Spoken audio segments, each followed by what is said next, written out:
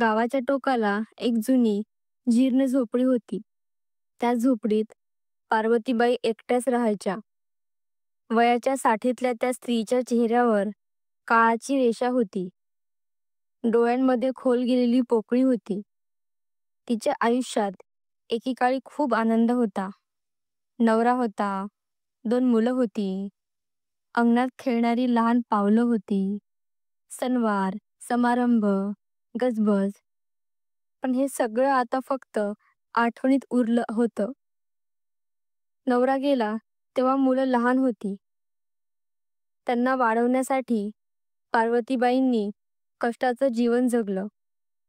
कुणाचं घर साफ करायचं, कुणाकडे भांडी घासायची, तर कुणाकडे शेतात राबायचं.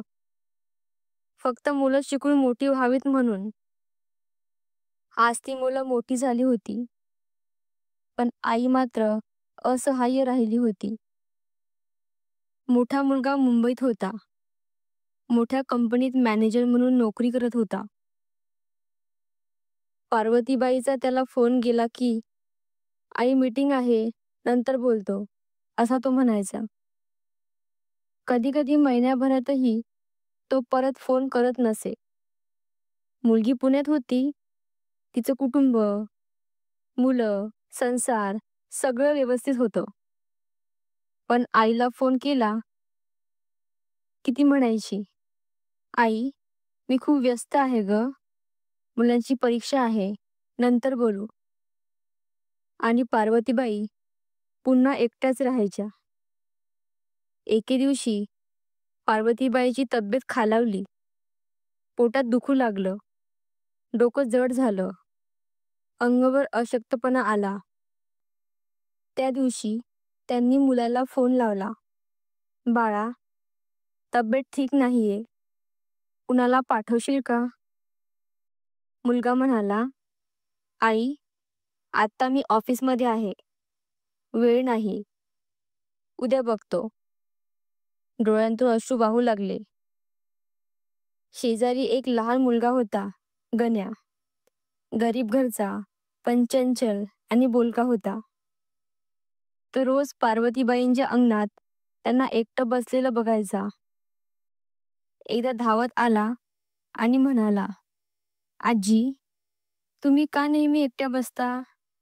चला माझ्यासोबत गोट्या खेळा." आजी हसल्या. किती दिवसांनी त्यांनी एखाद्याशी हसून बोललं होतं. त्या दिवसापासून गण्या रोज संध्याकाळी आजींकडे यायचा. आजी त्याला गोष्टी सांगायच्या, अभ्यासात मदत करायच्या. त्यांच्या जीवनात पुन्हा एक उजेड दिसू लागला. एक घटना असा आहे त्याचा शिखरबिंदू. एका रात्री पार्वतीबाईंची तब्येत अचानक खूपच बिघडली. श्वास घेताना त्रास, अंगभर घाम, डोळ्यांसमोर अंधार. त्यांनी थरथरत फोन लावला. "हॅलो बाळा."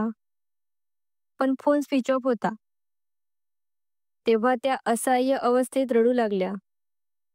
"देवा, आयुष्यभर संसारासाठी झटले आणि आज आधार द्यायला कुणी नाही." त्याचवेळी गण्या धावत आला. "आजी, तुम्ही बरी नाही का? मी मास्तरांना सांगतो." गण्याने शाळेतल्या शिक्षकांना, मग गावकऱ्यांना बोलावलं. सगळ्यांनी मिळून पार्वतीबाईला दवाखान्यात दाखल केलं. हळूहळू पार्वतीबाईंची तब्येत सुधारली. त्यांना उमगलं की रक्ताच्या नात्यांपेक्षा मायेची नाती खरी असतात. मुलं दूर गेली, पण गावातील एक लहान मुलगा आणि काही दयाळू गावकरी त्यांच्या मदतीला धावले. त्यांना जाणवलं, असहाय्य तोच जो प्रेमाशिवाय राहतो. पण जिथे माया, आधार, काळजी असते, तिथे कोणीच खऱ्या अर्थाने एकटं नसतो. धन्यवाद.